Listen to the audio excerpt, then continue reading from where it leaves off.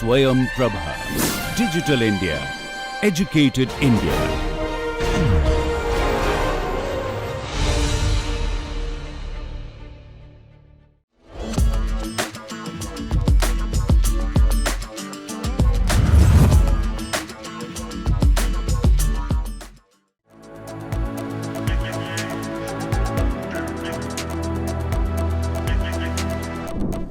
Climate crises are one of the most pressing challenges facing humanity today. The term encompasses a range of interconnected issues including global warming, extreme weather events, rising sea levels, loss of biodiversity, and disruptions to ecosystems. The consequences of these crises are far-reaching, affecting everything from food and water security to human health and economic stability.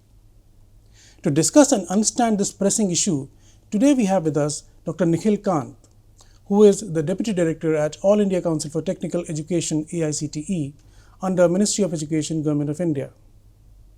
With over 2 decades of experience as a government officer, he is known for his contributions in the fields of technical education, academic administration and management, and climate crisis. Dr. Kant is a climate enthusiast, although he has written more than 250 poems on various contemporary issues. About 50 poems written by him on climate crisis in his notable poetry collection in Hindi, Vishwa Nishane Par Hai, have been spreading awareness on this very serious topic. So, sir, welcome to the studio. And today we would, like to have your insights on this, huge issue of climate crisis. So, to begin with, please let us know: is it for real or is it just a hype?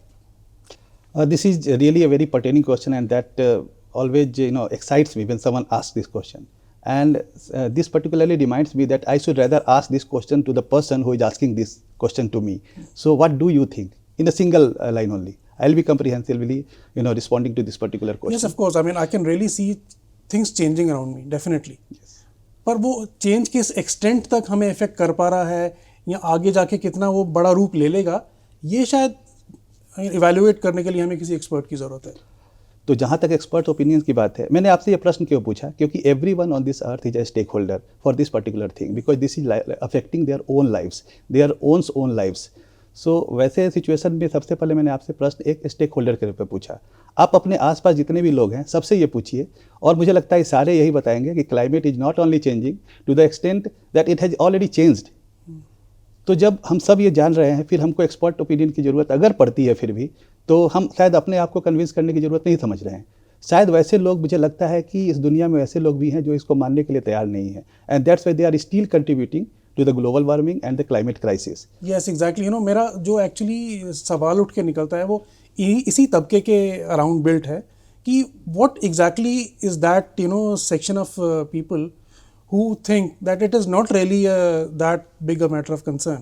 और दूसरी चीज़, मतलब किन areas को हमें actually note करके चलना चाहिए कि हाँ वहाँ पे मुश्किल है और वहाँ पे चेंजेस आ रहे हैं. जी, तो सबसे पहले एक्सपर्ट ओपिनियन की जो आप बात कर रहे थे, तो इसमें सबसे बड़ी चीज़ जो निकल के आती है वो IPCC एक ऑर्गेनाइजेशन है, inter governmental panel on climate change.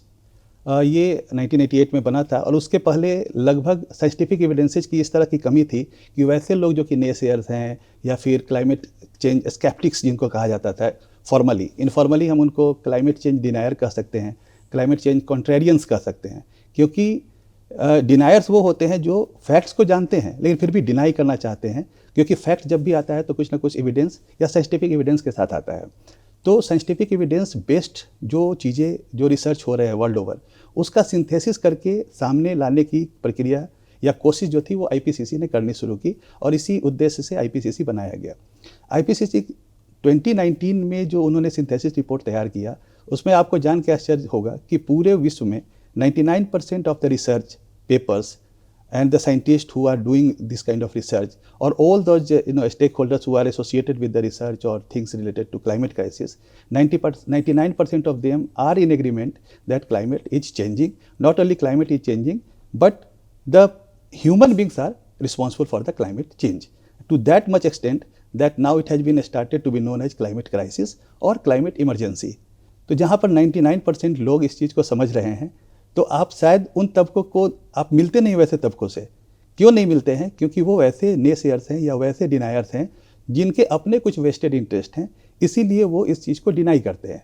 वो खुद भी जान रहे होते हैं कि क्लाइमेट क्राइसिस है, क्लाइमेट इमरजेंसी है, लेकिन उनको इसलिए मना करना है, इसलिए मानने से इनकार करना है क्योंकि उनके अपने वेस्टेड इंटरेस्ट है। वेस्टेड इंटरेस्ट क्यों हो सकते हैं? वो इसलिए कि या तो वो इंडस्ट्री से हैं या फिर वैसे डेवलप्ड कंट्री से हैं जो हिस्टोरिकली रिस्पॉन्सिबल रहे इस चीज़ के लिए कि उन्होंने इतना कंट्रीब्यूट किया अपने डेवलपमेंट के लिए कि क्लाइमेट क्राइसिस के सबसे बड़े कंट्रीब्यूटर हैं। अब वो आज भी चाहते हैं कि या तो डेवलपमेंट के जैसे स्टेज पे वो हैं, दूसरी जो डेवलपिंग कंट्रीज है वो अगर उसी लेवल पे पहुंचने की कोशिश करेगी तो निश्चित रूप से वो जो डेवलपिंग कंट्री है वो भी उतना ही बड़ा कंट्रीब्यूशन कर रहे होंगे और फिर वो उनके लेवल तक आने की कोशिश करेंगे। ग्लोबल लेवल पे जितने भी स्टेक होल्डर्स है या जितनी भी कंट्रीज है, जो भी कॉन्फ्रेंस ऑफ पार्टीज, आपने शायद सुना होगा अभी दिसंबर में एक conference of party COP28 Dubai में हुआ था। कॉन्फ्रेंस ऑफ पार्टीज एक दुनिया के तमाम देश जो भी हैं 200 से ज़्यादा, जिसमें यूरोपियन यूनियन के सारे कंट्रीज भी हैं, जो एक इंटाइटी के रूप में माना जाता है, बाकी सारे कंट्रीज अगर मिला ले तो 200 से ज़्यादा कंट्रीज हैं। वो सब एक एनुअल इवेंट में साथ में जुटते हैं और वो एनुअल इवेंट होता है COP, conference of parties. Parties means nation. और COP जो होता है वो ऑर्गेनाइज कराती है United nation framework on climate change, UNFCCC। अब उसमें जब सारे देश के लोग जुटते हैं तो निश्चित रूप से जो डेवलपिंग या लिस्ट डेवलप कंट्रीज है या स्मॉल आइलैंड कंट्रीज है जिनके ऊपर सबसे बड़ा थ्रेट है, एक तो लाइवलीहुड को पूरा करने के लिए डेवलपमेंट के स्टेजेस को पकड़ना, दूसरे उनके पास जो फॉसिल फ्यूल्स के जो अपने ऑप्शंस उनके पास इजीली अवेलेबल हैं, रिन्यूएबल एनर्जी में जाना उनके लिए मुश्किल हो सकता है। तो वो एक तो अपने सिटीजन्स के लाइवलीहुड के साथ खिलवाड़ नहीं कर सकते हैं, उनको डेवलपमेंट चाहिए, और ऊपर से जो हिस्टोरिकली वो रिस्पॉन्सिबल भी नहीं रहे हैं। अगर उनका परसेंटेज ऑफ कंट्रीब्यूशन देखा जाए हिस्टोरिकली, तो जहाँ डेवलप कंट्रीज 50% या उससे ज़्यादा उनका कंट्रीब्यूशन है, ये छोटी छोटी कंट्री जो कि बहुत, या डेवलपिंग कंट्री जो है वो जो बहुत नंबर्स में है, उनका कंट्रीब्यूशन बहुत ही छोटा है, 1%, 2%, 3% ऐसे। तो ये लोग अगर इस चीज़ का विरोध नहीं करेंगे, फैक्ट्स जानते हुए भी, इवन ऐसी कंट्रीज में आप देखें तो यूनाइटेड नेशंस है, यूनाइटेड स्टेट्स ऑफ अमेरिका है, ऑस्ट्रेलिया है, कनाडा है, ये सारी कंट्रीज इनको ज़बरदस्ती ये बताने की कोशिश करते हैं कि क्लाइमेट इज़ नॉट चेंजिंग। पहली चीज़, climate is not changing at all. दूसरी, अगर क्लाइमेट चेंज साइंटिफिक एविडेंस पे आ रहा है तो जो साइंटिस्ट इसके पीछे हैं उनके अपने वेस्टेड इंटरेस्ट हैं। या फिर तीसरी कि अगर क्लाइमेट क्राइसिस है, क्लाइमेट चेंज हो रहा है, क्राइसिस तो मानते ही नहीं है, क्लाइमेट अगर चेंज हो रहा है तो इसके पीछे नेचुरल जो रीजन्स है वो रिस्पॉन्सिबल है, एंथ्रोपोजेनिक नहीं है, ह्यूमन इंड्यूस्ड नहीं है। लेकिन doctor Kant, before we move ahead on this, आपने एक बहुत इंपॉर्टेंट चीज़ कही, हिस्टोरिकल पर्सपेक्टिव में इस चीज़ को देखने की ज़रूरत जो है। So let us try to understand that historically इसको हम कैसे देखते हैं, क्योंकि क्लाइमेट चेंज अगर हुआ है तो सडनली नहीं हो गया है वो, मतलब उसका एक इंक्यूबेशन पीरियड रहा है, कुछ सालों का हो सकता है, कुछ डेकेड्स का हो सकता है, कुछ सदियों का हो सकता है। तो आपके हिसाब से कब ये परिवर्तन एक्चुअल में शुरू हो गए होंगे? और क्योंकि ये मॉडर्न डे फिनोमिना नहीं है, ये काफ़ी साल पहले भी हुआ है, हमने उसको रिकॉग्नाइज उस समय नहीं किया, आज कर रहे हैं। So how do we put this entire climate change into a historical perspective? अगर इस तरह से देखें तो हमारी अपनी पूरी हिस्ट्री जो पृथ्वी की रही है वो लाखों साल की रही है। तो लाखों साल से क्लाइमेट में चेंज तो होता ही रहा है, लेकिन वो इवोल्यूशनरी वे में होता रहा है और नेचुरली होता रहा है। अभी जब हम जिस क्लाइमेट चेंज को क्लाइमेट क्राइसिस या क्लाइमेट इमरजेंसी जैसे शब्द के साथ नवाजना शुरू कर चुके हैं, वो उसके पीछे कारण क्या है कि ये रिवोल्यूशनरी वे में हुआ है, इंडस्ट्रियल रिवोल्यूशन के बाद हुआ है, पिछले 100-125 साल पहले से शुरू हुआ है। उसके असर दिखने जो शुरू हुए वो जानते जानते 1970-1980 तक हम पहुंच गए थे। फिर उसके बाद नेसेयर्स या डिनायर्स आए, उन्होंने इन चीज़ों के लिए साइंटिफिक एविडेंस मांगा। तो मैं जो आपके मूल प्रश्न पे आता हूँ, उस प्रश्न में जो आपने कहा या पूछा, उसमें ये था कि हिस्ट्री क्या है इसकी। मैं जब हिस्टोरिकल कंट्रीब्यूशन की बात कर रहा हूँ तो वो कंट्रीब्यूशन मैं पिछले 100 या 125 साल की बात कर रहा हूँ, जहाँ पे क्लाइमेट क्राइसिस ह्यूमन इंड्यूस्ड रही, एंथ्रोपोजेनिक रही। हम इस क्लाइमेट क्राइसिस की बात जब भी करते हैं तो एक शब्द जोड़ते हैं, एंथ्रोपोजेनिक, ह्यूमन इंड्यूस्ड। बाकी जो नेचुरल वे में जो भी क्लाइमेट में चेंज होता रहा वो इतने लंबे समय में होता रहा कि आपको जान के आश्चर्य होगा कि ग्लोबल कूलिंग और ग्लोबल वार्मिंग, ये दो तरह की चीज़ें लाखों साल के पृथ्वी के इतिहास में होता रहा है और उसने लगभग पूरी की पूरी सभ्यता को भी ख़त्म किया है। लेकिन वो इतने धीरे धीरे होता रहा, हजारों लाखों साल में होता रहा कि, और बैलेंसिंग फैक्टर्स भी पृथ्वी के ऊपर नेचुरल वे में उपलब्ध थे। अगर ग्लोबल वार्मिंग के लिए रिस्पॉन्सिबल हो सकता है ओजोन, तो उसको कहीं ना कहीं उसको नलीफाई करने के लिए सल्फर डाइऑक्साइड था। वो इधर ग्लोबल वार्मिंग की तरफ जा रहे हैं तो उधर कूलिंग की तरफ जा रहे हैं, तो ये चीज़ें स्टेबलाइज करती थी। हमने कहीं ना कहीं आर्टिफिशियली इन चीज़ों को रोकने की कोशिश की। पूरे नेचुरल प्रोसेस में हमने इन चीज़ों को कहीं ना कहीं डिस्टर्ब करने की कोशिश की, और सारे ह्यूमन बीइंग उस समय जिन लोगों ने भी इसमें कंट्रीब्यूट किया है, और कहीं ना कहीं हम छोटी मोटी चीज़ों में हम भी कंट्रीब्यूट करते जा रहे हैं, जो आगे हम बात करेंगे अभी। तो वैसे में हिस्ट्री जानना इस तरह से बहुत अच्छा हो सकता है, या फिर डिनायर्स के लिए अच्छा हो सकता है कि ये चीज़ें तो हमेशा होती रही हैं, लेकिन वो नेचुरली होती रही है, वो कभी डिस्टर्ब नहीं करती रही हैं। हमने जितने तरह का ट्रांजिशन देखा है वो बहुत कम समय में देखा है। एक जनरेशन भी हम आगे नहीं बढ़ पाते, और हम इतने तरह के ट्रांजिशंस देख लेते हैं कि हमारी अपनी ज़िंदगी इतनी मुश्किल हो गई है कि हम रोज़ इस चीज़ को महसूस कर रहे हैं, सुबह शाम दिन दोपहर, अभी बैठे हैं तभी महसूस कर रहे हैं। तो आई थिंक यहाँ पे सवाल उठता है कि आज के समय में हम इसकी आइडेंटिफिकेशन और मिटिगेशन को लेकर हम क्या सोचते हैं, क्या हमारा रवैया है। So how do we really identify कि हाँ ये प्रॉब्लम एरियाज़ हैं और बड़े स्विफ्टली इसको डील करने की ज़रूरत है।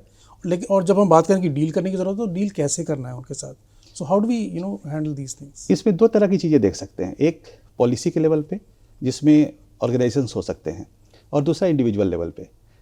पॉलिसी लेवल पे बहुत सारे काम हो रहे हैं, और जब पॉलिसी लेवल पे काम होते हैं तो उसको अल्टीमेटली किस तरह से इम्प्लीमेंट किया जाए, इसके लिए इंडिविजुअल सामने आते हैं, या स्मॉल ग्रुप ऑफ इंडिविजुअल सामने आते हैं। जब हम इंडिविजुअल के रूप में सोचते हैं कि हमारा कंट्रीब्यूशन क्या है, पॉजिटिव या निगेटिव कंट्रीब्यूशन, क्या हम क्लाइमेट क्राइसिस की तरफ कंट्रीब्यूट कर रहे हैं, या उसको कहीं ना कहीं उसके असर को मिटिगेट करने के लिए, या उसके हिसाब से एडेप्टेबिलिटी या एडेप्टेशन आगे बढ़ाने के लिए कोशिश कर रहे हैं। ये हमारी अपनी कोशिश इंडिविजुअल लेवल पे हो सकती है, जिसके साथ नॉर्मली मैं जुड़ा हुआ हूँ। दूसरी कोशिश जो पॉलिसी मेकिंग की तरफ से होती है, निश्चित रूप से उसके पीछे बहुत सारे एविडेंसेज, बहुत सारे मूवमेंट्स होते हैं, जिसके कारण वो पॉलिसी सारे स्टेक होल्डर कंसल्टेशन के बाद सामने आती है। उस लेवल पे कमी कहीं नहीं है, चाहे वो नेशनल लेवल पे हो, रीजनल लेवल पे हो, सोसाइटी लेवल पे हो, या फिर इंटर गवर्नमेंटल लेवल पे हो, इंटरनेशनल लेवल पे हो। So you think our policies are sound and they are very much in place? Yes, but the problem is with the implementation side, and there always these things are coming in the way because of the vested interest of different pressure groups. और चूँकि उनको अभी short term में अपने benefits चाहिए होते हैं, इसलिए इस लॉन्ग टर्म इम्पैक्ट को नहीं समझ पा रहे हैं कि we are reaching to the tipping point. Tipping point किसको बोलते हैं? जैसे अभी 2015 में पेरिस क्लाइमेट एग्रीमेंट हुआ, COP का कोई एक वर्जन था उस समय, और ये बहुत बड़ी चीज़ मानी गई, क्योंकि क्योटो प्रोटोकॉल जब 1990 में आया था, उस समय हर एक कंट्री के लिए एक टारगेट दिए गए थे कि क्लाइमेट मिटिगेशन के लिए आप क्या टारगेट अचीव करेंगे। वो लीगली बाइंडिंग था। बाद में ये निकल के आया कि नहीं, आप प्रोएक्टिवली सोचें और इन चीज़ों को आप अपनी तरफ से एक प्लेज के रूप में दें, अपनी तरफ से एक कमिटमेंट के रूप में दें, जिसको NDC कहा गया। तो उसमें कंट्रीज़ को खुद ही एक NDC देना है, कमिटमेंट देना है, C फॉर कमिटमेंट, और उसके बाद फिर हर 5 साल में उसको रिवाइज करना है हर कंट्री को, और वो हमेशा पहले से बेहतर या उसके बराबर होगा। उससे आप बेकार कमिटमेंट नहीं दे सकते हैं, उससे बदतर कमिटमेंट नहीं दे सकते हैं। तो ये प्रोएक्टिविटी की तरफ जाते हुए जब मैंने चीज़ों को देखा, तो मैंने अपनी एक थ्योरी डेवलप की, जिसको क्लाइमेट स्ट्रेटजी प्रोएक्टिविटी कहते हैं। मुझे लगा कि पूरी दुनिया जो है वो इस बारे में सोच रही है कि आप अपनी ज़िंदगी के बारे में टारगेट्स, दूसरे के द्वारा तय किए गए टारगेट्स को पूरे करने में ज़्यादा सक्षम नहीं होंगे, ज़्यादा इंटरेस्ट भी नहीं दिखाएंगे। ये प्रोएक्टिविटी होनी चाहिए। रिएक्टिविटी में कहीं ना कहीं आप उसको कोशिश करते हैं उसको निगेट करने के लिए, उससे बचने के लिए। जैसे हेलमेट पहनना बड़ा मतलब हमारी ज़िंदगी के लिए बहुत ज़रूरी है, लेकिन हेलमेट रूल वाइज हमको पहनाया जाता है तो हम नहीं पहनना चाहते हैं, बदले में हम जुर्माना देना चाहते हैं। तो उसी तरह से प्रोएक्टिवली आप कैसे कंट्रीब्यूट करते हैं अपने और अपने लोगों की ज़िंदगी को अच्छा बनाए रखने के लिए। तो पेरिस क्लाइमेट एग्रीमेंट उस तरह का प्रयास था, लेकिन उसके बाद भी हम देखते हैं कि उसमें जितने भी कमिटमेंट्स थे, क्या कंट्रीज जो है वो सफल हो पाई है उसमें? तो इम्प्लीमेंटेशन लेवल पे कमी है, और उसके पीछे बहुत सारे पॉलिटिकल, कमर्शियल रीजन्स हैं, सोशल रीजन्स हैं, बहुत तरह के रीजन्स हैं। उन चीज़ों को दूर करने के प्रयास हो रहे हैं। मैं टिपिंग पॉइंट की बात कर रहा था, उसमें पेरिस क्लाइमेट एग्रीमेंट में जो चीज़ें सबसे बड़ी निकल के आई, उसमें ये कोशिश हुई, एक ये प्लेज लिया गया कि pre industrial temperature, average temperature जो बेसलाइन है, 1850 से 1900 के बीच का एक बेसलाइन था टेम्परेचर का, एवरेज टेम्परेचर का। उस एवरेज टेम्परेचर से 1.5 से ज़्यादा टेम्परेचर नहीं हो, ये कोशिश करनी है, और 2% से ऊपर तो नहीं जाना चाहिए। तो ये एक बेंचमार्क माना गया, क्योंकि ये माना गया कि इसके ऊपर, और ये जब टेम्परेचर की हम बात करते हैं तो किसी एक पर्टिकुलर डे या पर्टिकुलर ईयर की बात नहीं करते हैं, एक पर्टिकुलर नंबर ऑफ ईयर्स की बात करते हैं, जो IPCC नॉर्मली 20 साल मान के चलता है। तो 20 साल के एवरेज ईयर में टेम्परेचर जो होता है वो प्री इंडस्ट्रियल बेसलाइन जो था टेम्परेचर का, उससे 1.5 डिग्री या फिर 2 डिग्री, जो दो अलग अलग पैरामीटर्स बनाए गए, उसको क्रॉस नहीं करे। उसको ब्रीच करने का नुकसान क्या है कि then will be reaching the tipping point. Tipping point में क्या होगा कि उसके बाद जो भी कंसिक्वेंसेज होंगे वो इरिवर्सिबल होंगे। जैसे अभी आप मानते हैं कि बर्फ़ गर्मी में पिघल गया, जाड़े में जम जाएगा, लेकिन इरिवर्सिबल कॉन्सिक्वेंसेज का मतलब ये है कि अगर वो पिघल गया तो जमने वाला नहीं है। मैं ग्लेशियर की बात कर रहा हूँ, आइस कैप्स की बात कर रहा हूँ। तो उसके बाद आप सोचिए कि जब ग्लेशियर्स मेल्ट हो रहे हैं, सी लेवल राइज हो रहा है, एट द सेम टाइम गर्मी बढ़ने के कारण थर्मल एक्सपेंशन भी हो रहा है पानी का, समुद्र के पानी का। इसके कारण वो कोस्टल एरियाज जो हैं वो अंडर थ्रेट हैं, और अंडर थ्रेट जब कोस्टल एरिया होता है तो हम सिर्फ ये सोचते हैं कि अच्छा चलो वहाँ के ह्यूमन बींग को हम कहीं रीसेटल कर देंगे, लेकिन ये इतना आसान विषय नहीं है, इतनी आसान बात नहीं है। इन चीज़ों को समझेंगे तो उसके साथ इतनी चीज़ें जुड़ी हुई हैं, सामाजिक सांस्कृतिक को अगर छोड़ दें, इसके बावजूद बहुत सारी चीज़ें जुड़ी हुई हैं। फ्रेश वाटर सोर्सेज जो हैं, वहाँ आपके जो साल्ट वाटर है वो घुस रहे हैं, आपके पास पीने का पानी कम था उसको भी उन्होंने और गंदा कर दिया। इसके अलावा आप मैरीन फिश लाइफ और ये सारी चीज़ें जो हैं ये सब अफेक्टेड हो रही हैं। तो एक दूसरे से ये सारी चीज़ें कनेक्टेड हैं, और कनेक्टेड होने के बाद हम इरिवर्सिबल कंसिक्वेंसेज पे जब पहुँचेंगे तो फिर वापसी नहीं होनी है। नेचर इतना समय हमको नहीं देने वाला है। And doctor Kant, what I can gather from what you are saying right now is कि पॉलिसी वाइज हमने काफ़ी कुछ अचीव कर लिया है, और अदरवाइज ऑल्सो भी एफर्ट्स इसमें जारी हैं, और एक बहुत बड़ी ज़रूरत है इंडिविजुअल्स को, ग्रुप ऑफ इंडिविजुअल्स को या सोसाइटीज़ को आगे आकर इसमें एक शिरकत करने की, इसमें हिस्सेदारी लेने की और काम करने की। तो वो मुझे लेके जाता है आपके अपने प्रयास की तरफ जो आप कर रहे हैं इस दिशा में। तो थोड़ा सा उसके बारे में बताइए, प्लस इस तरह के प्रयास इंडिविजुअल लेवल पे how can other people start contributing in their own sense. इसमें तो 3 तरह की चीज़ें हैं। जो हम ग्रुप ऑफ इंडिविजुअल्स की जब भी बात करते हैं तो let us start with the individual only. Individual means me, और मेरे से ही शुरुआत ये होनी चाहिए, और शुरुआत होनी क्या चाहिए, शुरुआत कर देनी चाहिए थी। मुझे लगता है ऐसा हमेशा कि सारे लोग जो इस पृथ्वी पे हैं अपनी तरफ से प्रयास तो कर रहे हैं, क्योंकि सर्वाइवल के लिए तो प्रयास हर एक कोई करता है। वो प्रयास या तो वो जान नहीं रहे हैं कि ये उनके उस कंट्रीब्यूशन से जो वो ग्लोबल वार्मिंग या क्लाइमेट क्राइसिस के लिए कर रहे हैं उससे बड़ा है या छोटा है, ये वो नहीं जान रहे हैं। मैं क्यों बता रहा हूँ कि आप अपने आप को सबसे ज़्यादा जानते हैं, अपने आप से झूठ बोलना भी बहुत मुश्किल होता है, और अपनी सच्चाई को भी आप जानते हैं कि ये सच ही है। तो अपने प्रयास को आप सबसे ज़्यादा जानते हैं। जब इन प्रयासों को आप जानते हैं तो सबसे बेहतर है कि आप अपने इंडिविजुअल लेवल पे कौन से ऐसे छोटी छोटी प्रैक्टिसेज कर रहे हैं जिससे आप क्लाइमेट क्राइसिस के खिलाफ जो बैटल है उसको मिटिगेट करने की कोशिश कर रहे हैं, क्योंकि आपकी अपनी ज़िंदगी अच्छी हो। जैसे मैं 2-3 छोटे एग्जांपल्स बताता हूं जो मैं अपने घर पे या हमारे परिवार के लोग कर रहे हैं। इंडिविजुअल बेसिस पे मैंने किया, फिर घर के लोगों को भी अच्छा लगा, वो सब मेरे साथ होते हैं।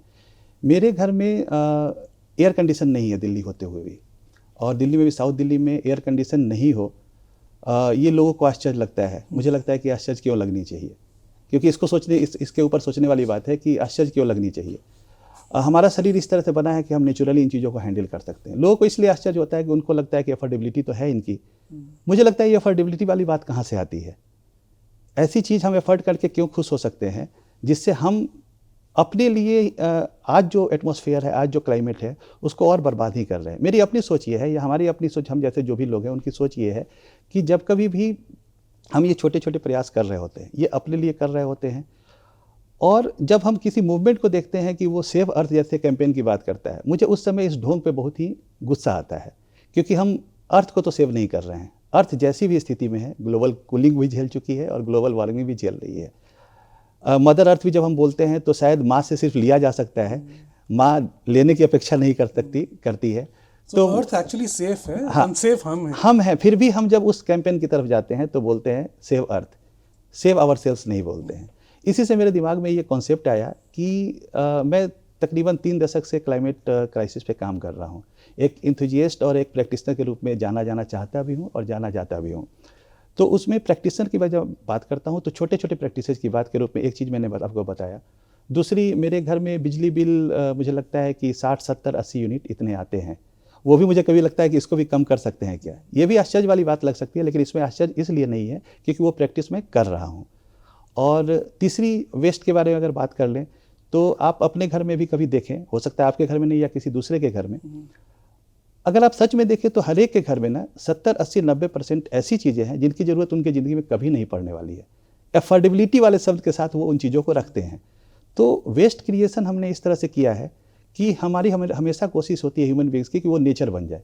नेचर जो भी काम कर सकती है वो हम कर लें और हम नेचर या नेचर से भी बड़े हो जाए। ऐसा हो नहीं सकता है, क्योंकि इंडिविजुअल ह्यूमन बींग कभी भी नेचर से बाहर नहीं है, वो नेचर का ही क्रिएशन है। लेकिन हमारी कोशिश, जब हम फ्रिज बनाते हैं तो यही सोचते हैं कि जैसे वो पहाड़ पे बना सकते हैं बर्फ़, हम तो घर पे ही बना सकते हैं। हमने नेचर से आगे कुछ भी नहीं सोचा। आर्टिफिशियल इंटेलिजेंस की भी जब बात करते हैं तो ह्यूमन इंटेलिजेंस जो कि नेचर ने बनाया था, या किसी भी जीव के इंटेलिजेंस को जिसको नेचर ने बनाया था, उसको उसी को इमिटेट replicate करते कर हैं रहे हैं। और उसके बाद उससे ही बड़ा हो जाना चाहते हैं, ये भूलते हुए कि artificial, there is nothing artificial in this world. जो भी चीज़ हो रही है हम अप्राकृतिक बोल के कैटेगराइजेशन करते हैं, वास्तव में प्रकृति के अंदर हो रही है वो नेचुरल है। ये अलग बात है कि वो हमारे माध्यम से हो रही है, लेकिन क्या पेड़ पौधों के माध्यम से जो चीज़ें हो रही है वो आर्टिफिशियल है? वो भी तो नेचुरल है। तो फिर ह्यूमन बीइंग भी तो जो भी कर रहा है वो नेचुरल है। हमने उसको उस जो ट्रांजिशन फेज है उसकी गति को थोड़ा बढ़ा दिया और उसको भुगत भी हम ही रहे हैं, लेकिन हो रहा है ये with in the boundary of the nature. So basically, we need to respect nature, and not only respect nature, try to live with the nature, Yes. rather than trying to get ahead of it or trying to invent things which we think are close to nature, but they are not actually. Yes sir, actually होता क्या है ना कि बहुत सारी चीज़ें हम समझते हुए नहीं समझना चाहते हैं। जैसे कि सस्टेनेबल डेवलपमेंट की बात अगर करें तो सस्टेनेबल डेवलपमेंट के पूरे डिफिनेशन में कि पिछले जनरेशन से जो भी रिसोर्स आपको मिला, आप पूरी यूटिलिटी के साथ उसको अगले जनरेशन में उसी क्वांटिटी और क्वालिटी के साथ सौंपेंगे कि वो अपने सारे यूटिलिटी को पूरा करे और फिर अगले जनरेशन को दे। ये इतनी छोटी चीज़ है जो हर एक सभ्यता और संस्कृति में हजारों लाखों साल से सिखाई जाती रही है, लोग पालन करते रहे हैं। फिर भी हमको ब्रंटलेट कमीशन की ज़रूरत पड़ती है 1980s में, और वो यही डिफिनेशन के साथ बाहर आते हैं, क्योंकि इससे बेहतर डिफिनेशन हो ही नहीं सकता है। तो मुझे लगता है कि इस चीज़ को समझना इतना मुश्किल तो नहीं था, लेकिन फिर डेवलपमेंट शुरू में बड़ा अच्छा लगा, फिर बाद में ये लगा कि विकास की पहली सीढ़ी विनाश की पहली सीढ़ी थी। जब ऐसा लगने लगा तो इस चीज़ के लिए भी नेसेयर्स या डिनायर्स आए सामने। फिर उनको समझाने के लिए डेवलपमेंट से भी चीर होने लगी, क्योंकि डेवलपमेंट जिन चीज़ों का आभास करा रहा था कि हम समस्या के साथ समाधान ला रहे हैं, जो भी समस्या होगी वो समाधान होगी, हर समस्या के समाधान के साथ उसने 10 नई समस्याएं क्रिएट की, और बाद में हर समस्या जो भी क्रिएट हुई उसको फिर से उसने बताया कि मैं समाधान दे सकता हूँ, और फिर हर 10 समस्याओं के समाधानों के साथ जो समस्याएं बनी उनके साथ 100 समस्याएं बनी, समाधान भी आए, फिर 1000 समस्याएं बनी। आज हम समस्याओं से घिरे हुए तो हैं। बेसिकली वो समस्याओं का साइकिल जो हमने क्रिएट कर दिया है उससे हम बाहर निकलने की बजाय उस सर्कल को हम बढ़ाते जा रहे हैं। बिल्कुल। तो यहाँ पे आके मैं जानना चाहूँगा डॉक्टर निखिल, आपका जो प्रयास है विश्व निशाने पर है, थोड़ा उसके बारे में हमें बताइए ताकि लोग इंस्पायर हो सकें और अपने जीवन को बदलने की कोशिश कर सकें। जैसे एक तो मैं वेस्ट क्रिएशन की जो बात कर रहा था, तो उसमें मैंने जब बताया आपको कि 70-80-90% घर में सबके वैसे सामान हैं जिनकी ज़रूरत उनको नहीं है, तो ये वेस्ट क्रिएशन करने का अधिकार भी हमारा ही रहा और ड्यूटी और राइट्स दोनों हमारे ही रहे। नेचर कभी भी वेस्ट क्रिएशन नहीं करता है, तो नेचर से हमने 2-3 शब्द जुड़ाए, जैसे कि इकोनॉमी में सर्कुलर हमने जोड़ा, क्योंकि nature is the only thing that works in circular way, जिससे जो बना है उसी में जाके वापस होगा। उसी तरह से हमने सोचा कि चलो इकोनॉमी के थ्रू ही हम वेस्ट क्रिएशन कर रहे हैं, तो इसमें एक सर्कुलर वर्ड जोड़े, फैंसी वर्ड जोड़ते हैं इसमें, तो बड़ा अच्छा लगेगा कि क्योंकि इकोनॉमी और इकोनॉमिक एक्टिविटीज़ के कारण बहुत सारी जो परेशानी हमारे इर्द गिर्द आ रही थी उसको थोड़ा सा फैंसी बना दे, फिर हमारा इंटरेस्ट उसमें आ जाएगा। इसी तरह से डेवलपमेंट से जब हमें चीड़ होने लगी कि डेवलपमेंट के कारण बहुत सारी परेशानी हम झेल रहे हैं, और जो समस्या के समाधान के रूप में सारी चीज़ें आई वो वास्तव में आज हम सोचते तो समस्या थी ही नहीं, क्योंकि नेचर ने हमको समस्या के साथ साथ समाधान सब कुछ नेचुरल वे में दिया था।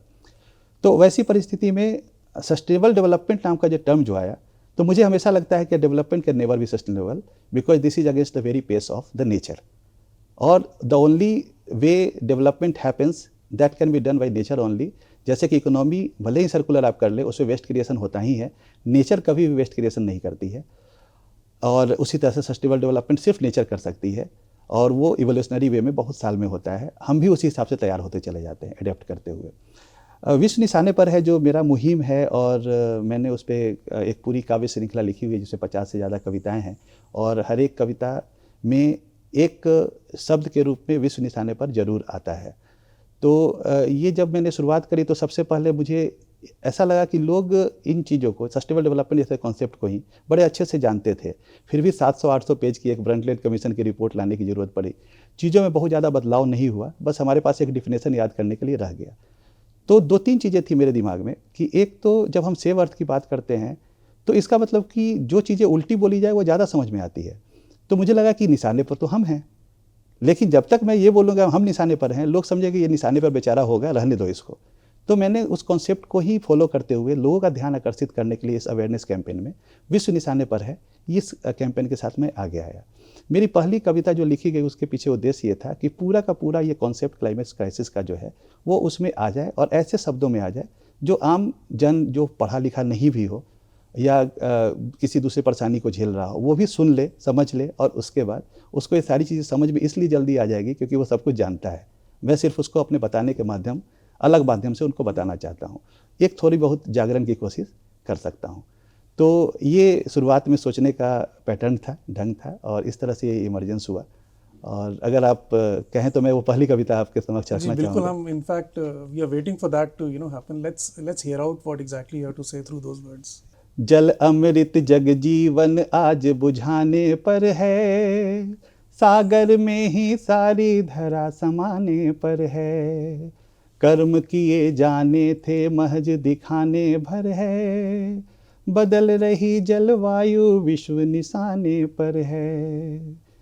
पानी मिट्टी वायु जंगल और पहाड़े, हम दोहन करते संसाधन नहीं हमारे। पाया पूर्वज से बच्चों को देने सारे, छीन उन्हीं के हक कैसे हम उन्हें दुलारे। आने वाले कल को आज हराने पर है, बदल रही जलवायु विश्व निशाने पर है। हमने उनके घर में घुसकर उनको लूटा, मारा पीटा नोचा खींचा ठोका कूटा। छीना झपटी में जो टूटा उनका टूटा, कहीं तो जाएंगे उनका घर बार है छूटा। तभी हमारा घर उनसे लुट जाने पर है, बदल रही जलवायु विश्व निशाने पर है। जो सूरज सदियों से आता हमें जगाने, किरणें तीखी आने वाली हमें सुलाने। रहे बजाते गर डफली से राग पुराने, स्वयं धरा अस्तित्व सुरक्षित रखना जाने। धरती बच जाएगी हम ही जाने पर है, बदल रही जलवायु विश्व निशाने पर है। जल अमृत जग जीवन आज बुझाने पर है, सागर में ही सारी धरा समाने पर है। कर्म किए जाने थे महज दिखाने भर है, बदल रही जलवायु विश्व निशाने पर है। तो ये कविता थी, मेरी पहली कविता। जी, बहुत बहुत खूबसूरत। सबसे पहले मेरा अभिवादन स्वीकार कीजिए। This is very wonderfully written and it really brings out the essence of what's happening around us and to what extent it can go wrong. जी.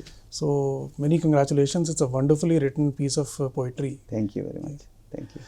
So Dr. Nikhil, towards the end एक सवाल मैं आपसे ज़रूर पूछना चाहूँगा कि इतना सब कुछ अब हो रहा है, प्रयास भी किए जा रहे हैं आपके जैसे individual, there also trying to get into this savior mode and try to do their bit.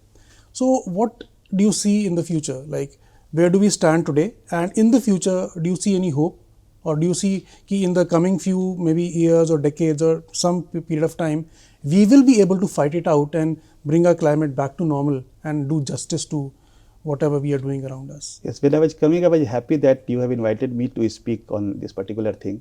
I was disappointed with the way things are happening, but I am very much hopeful that together we will be able to fight effectively in the battle of the climate crisis.